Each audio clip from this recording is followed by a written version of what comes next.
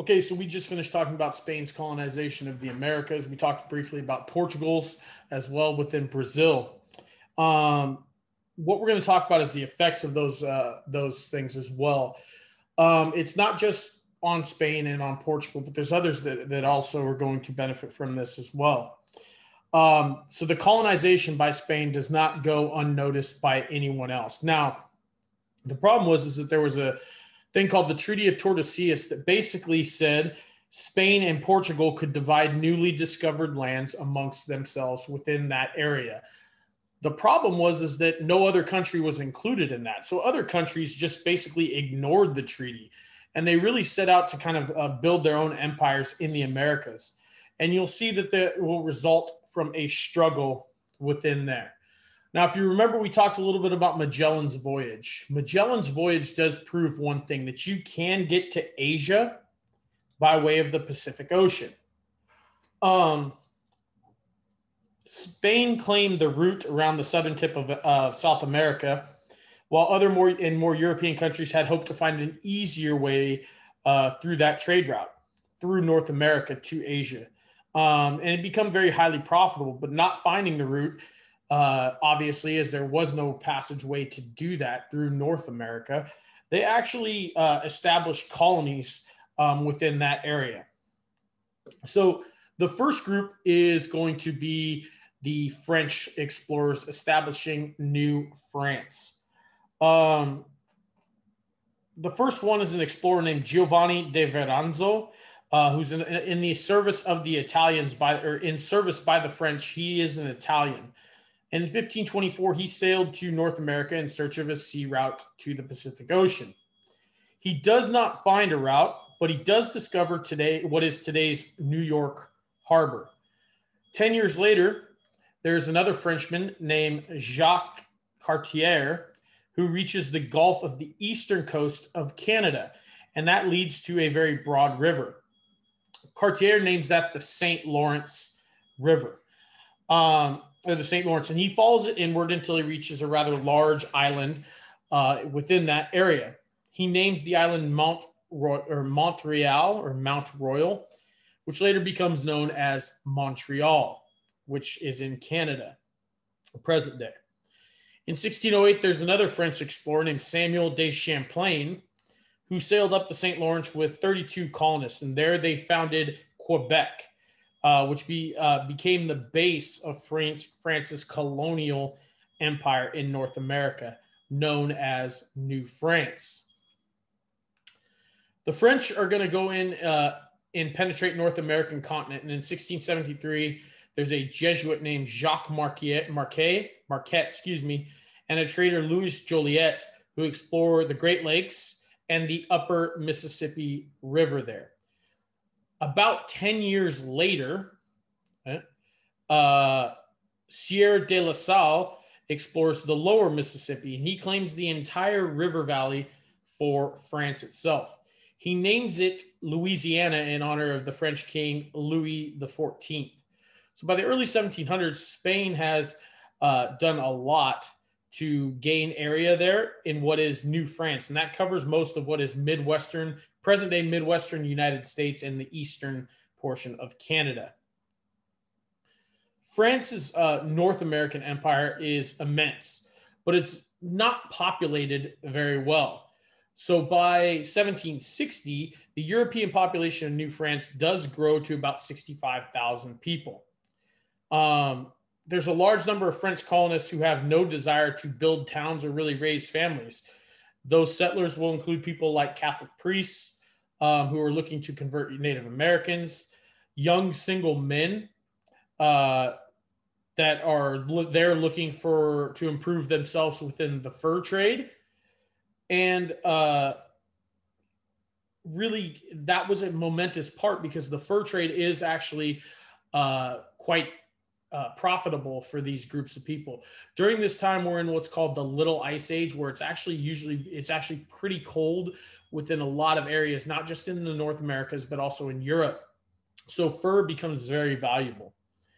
The French are less interested in really occupying territories than they are with making money off of the land itself there. So there was a distinct difference between the two.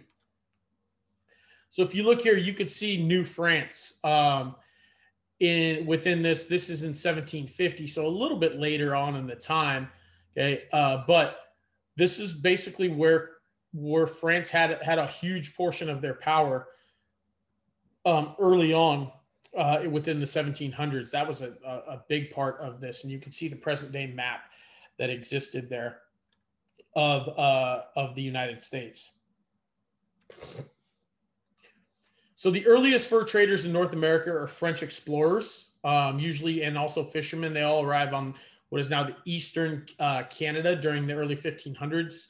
They begin trading, okay, with after the French offer Indian kettles, knives, and other gifts to kind of get friendly relations. The Indians will give them pelts to the French. So by the late 1500, the great demand for fur had developed within Europe, and so it encourages further exploration of North America.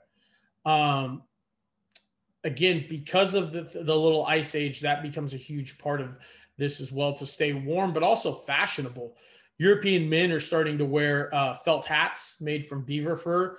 And you also see fox, marten, mink, and otter as well that become part of these furs. So much so that the beaver almost goes extinct within North America because of the hunting of them for their pelts. The English arrive in North America, really inspired by the French and the Spanish. In 1606, a company of investors received from King James a charter to found a colony in North America.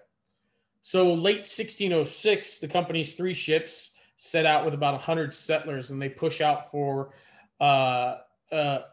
America. 4 months later, in 1607, they reached the coast of Virginia.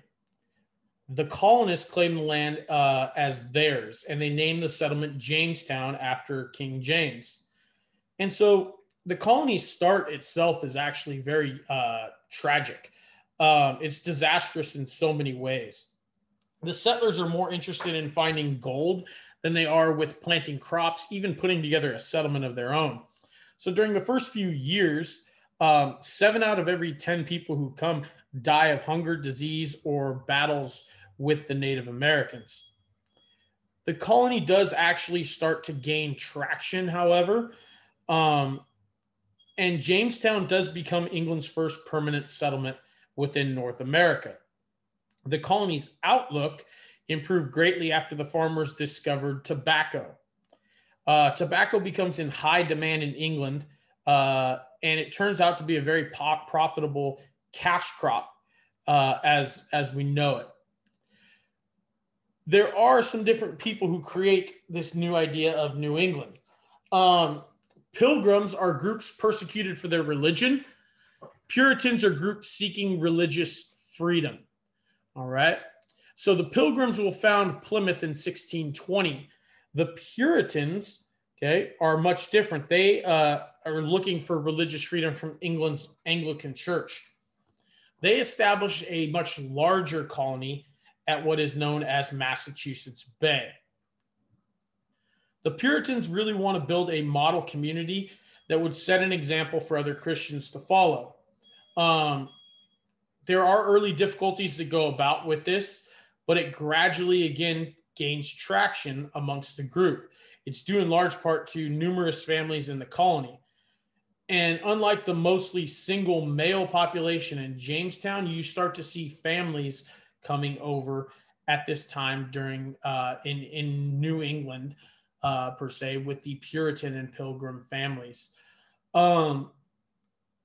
The Pilgrims are the group that come over on the Mayflower, and they sign the Mayflower Compact because of the fact that their charter did not allow them to settle where they wanted to.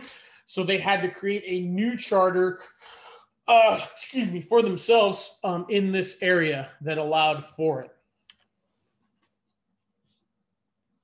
On May 14th, this is on Jamestown, a group of roughly 100 members of a joint venture called the Virginia Company found the first permanent settlement in North America. It's located on the banks of the James River.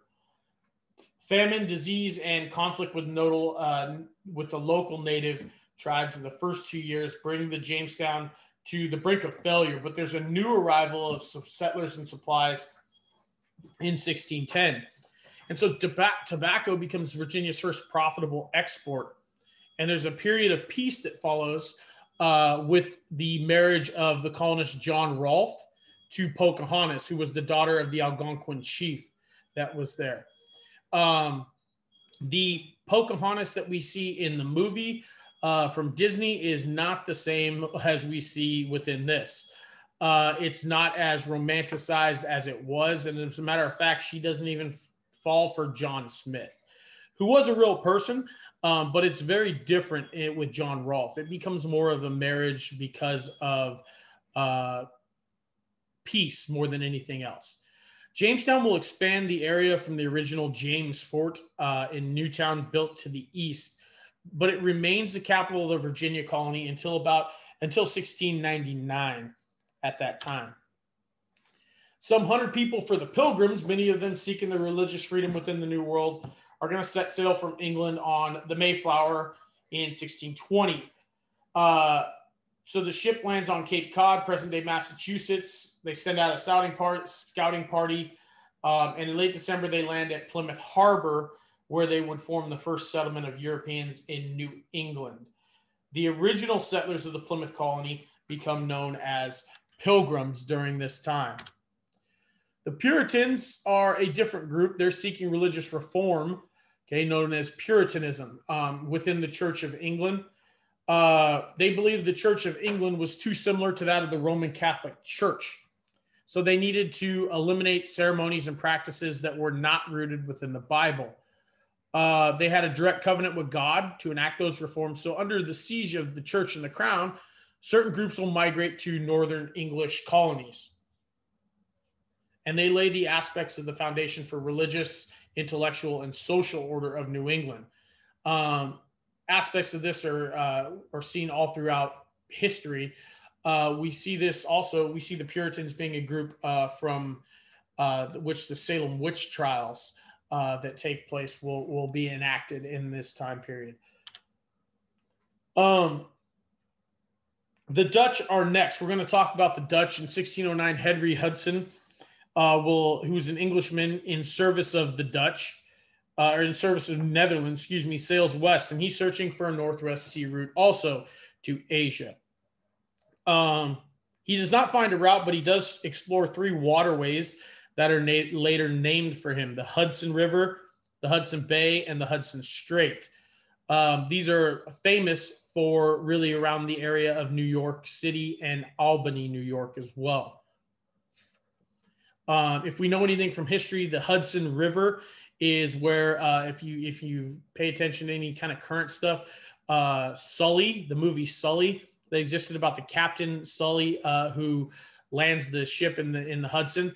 That's where that's where a part of this is. And there, the Dutch are going to focus on fur trade, and they will really kind of be allowing immigrants from the Dutch and from others as well to colonize in that region. That area in North America became known as the New Netherlands. They profit from the fur trade, but it is slow to attract really Dutch colonists. Eventually, that land will be kind of taken over. When we look at the Caribbean, Europeans also start colonies within the Caribbean islands. In 1600, the nations of Europe also will colonize that area. They'll seize control of present-day Haiti, Guadeloupe, and Martinique. The English will settle the Barbados and Jamaica. And in 1634, the Dutch capture what is now the Netherlands, Antilles, and Aruba from Spain. On these islands, you'll see huge cotton plantations, sugar plantations that pop up. Those are profitable, but they do demand a steady supply of labor.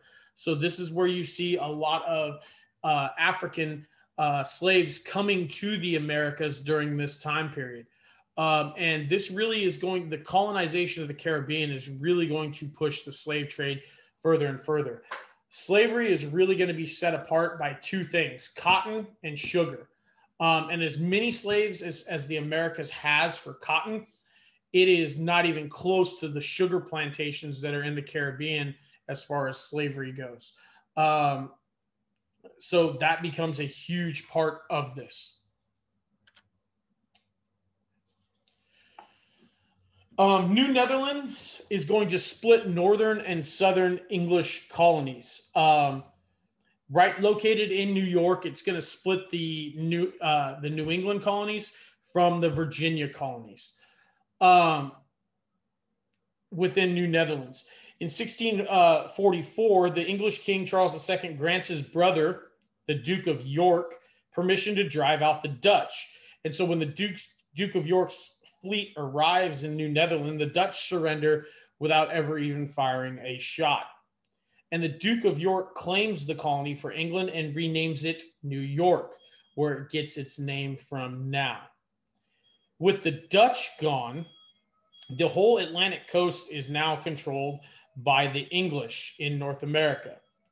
And by 1750, about 1.2 million English settlers are going to live within the 13 colonies that are there, all the way from Maine down to Georgia. The English soon become hungry for even more land and colonial possessions as well. So they push further west into the continent. By doing so, they will eventually collide with the French and their North American holdings. And so the French and England begin to interfere with each other. And it seems that there is going to be a major conflict on the rise. And there is. It's known as the French and Indian War in the colonies. It's part of what's become known as the 7 Years' War in England. And it begins in 1754. Britain and France, along with their European allies, will battle for supremacy in Europe, the West Indies, and India, as well as in the colonies. In North America, the British colonies, with the help of the British Army, defeat the French in 1763, and they surrender their North American holdings as a result of the war. So the British really seize control of the eastern half of North America at that point in time. And that includes all the way up into Canada and Newfoundland, so on and so forth. So they hold quite a bit of land within that territory. The Native Americans' response to this is a really strained relationship. The French and the Dutch fur traders get along very well with mostly all of the Native Americans. They have a very cooperative relationship. It's due to mutual benefits of the fur trade. Native Americans did most of the trapping and then traded the furs to the French for things like guns, hatchets, all those different types of things. The Dutch also cooperate with them as well. The Dutch settlers are going to fight off various native groups, so they don't always live in harmony, but for the most part, they are somewhat peaceful. That cannot be said, okay, for the English. Early relations between the English settlers and the natives are very cooperative, but over time, it quickly worsens as issues like land and religion come into play. You start to see the changes there. Unlike the French and the Dutch, they want to populate the colonies in North America, and that means pushing the Native Americans off of their land. And they seize more of their land and their population and to grow tobacco, which we know was a huge cash crop for the English. There's also religious differences that become a big part of this as well. Native Americans were agents of the devils, according to many of the Puritans that lived there. As far as battles go with the settlers and the Native Americans, there's a hostility that often breaks into war.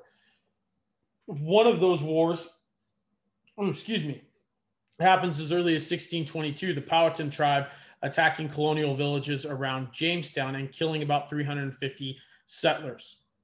During the next few years, the colonists will strike back and massacre hundreds of Powhatan natives at this point in time. One of the deadliest ones happens in 1675 when a Native American ruler named Metacom launches an attack on the colonists. He is known as King Philip. It becomes known as King Philip's War. It leads an attack on the colonial villages all throughout Massachusetts. And in the months that followed, both sides are going to massacre hundreds of victims. And after a year of fierce fighting, the colonists are victorious. And so during many of the 17th century skirmishes, it happens throughout all of these areas. Disease will eventually strike the Native Americans, though. The wars are much less deadly to the natives than the European diseases are. Like the Spanish in Central and South America, the Europeans who settled North America bring that with them some different diseases, and that devastates the native population. In 1616, there's an epidemic of smallpox that ravages through the Native Americans living along the New England coast. The population of one tribe at this time is going to drop from 24,000 to 750 by 1631. From South Carolina to Missouri, nearly all of those tribes fell to smallpox, measles, and other diseases as well. So one of the effects of this loss is the severe shortage of labor within the colonies, because there isn't people to do the labor like they would normally with Native Americans. And so this is when you start to turn to the African slave trade, which we are going to discuss a lot more in our next session when we talk about the Atlantic slave trade itself. So that's it for today, guys, and we'll continue on from there.